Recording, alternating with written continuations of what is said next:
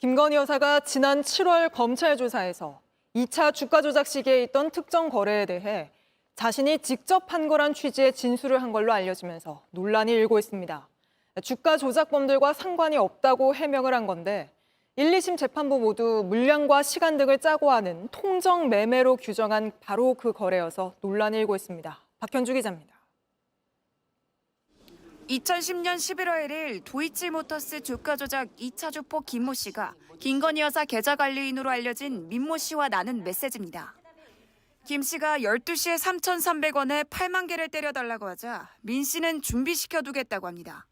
21분 뒤 김 씨는 다시 매도해달라고 보냅니다. 7초 뒤 김 여사 명의의 계좌에선 도이치모터스 주식 8만 주를 3,300원에 매도하는 주문이 체결됩니다. 그런데 김 여사가 이 7초 매도에 대해 지난 7월 검찰 조사에서 자신이 판단해 직접 주문한 거래라는 취지로 진술한 걸로 알려졌습니다. 주가 조작 일당과는 상관없다는 해명입니다. 하지만 2달 뒤 2심 재판부는 김 여사 계좌에서 이뤄진 거래가 통정 매매라고 봤습니다. 문자 후 같은 가격에 8만 주가 매도된 건 우연일 수 없다고 본 겁니다.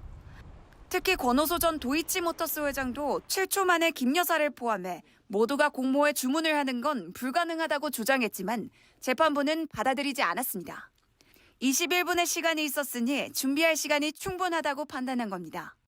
다만 김 씨와 민 씨의 문자 이후 어떤 경로를 거쳐 최종 주문이 이뤄졌는지에 대해선 판단하지 않았습니다.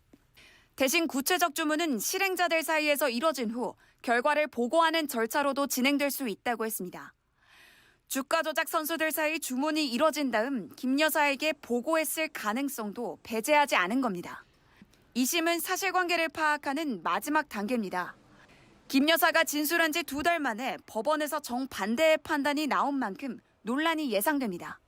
JTBC 박현주입니다.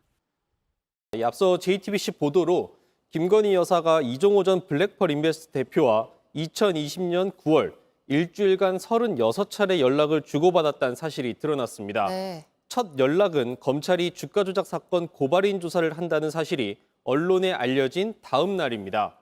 또 주가 조작 2차 주포인 김모 씨가 도피 중에 쓴 편지도 공개를 했는데 이 김건희 여사만 빠지는 상황이 올 수도란 대목이 등장합니다. 김건희 여사와 주가 조작 일당 간 의심스러운 정황이 드러난 만큼 이 부분에 대한 명확한 조사가 필요해 보입니다. 네, 그동안 김 여사 측 해명과 다른 점도 드러났죠? 예, 2021년 10월 윤석열 당시 대선 후보 캠프에선 1차 주가 조작 시기에 약 4천만 원의 손실을 봤다고 했습니다.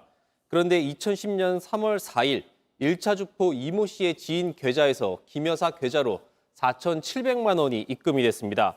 이 당시 검찰도 이 돈이 손실보전 명목으로 의심을 하고 이 씨를 조사했다는 내용을 보도해드렸습니다.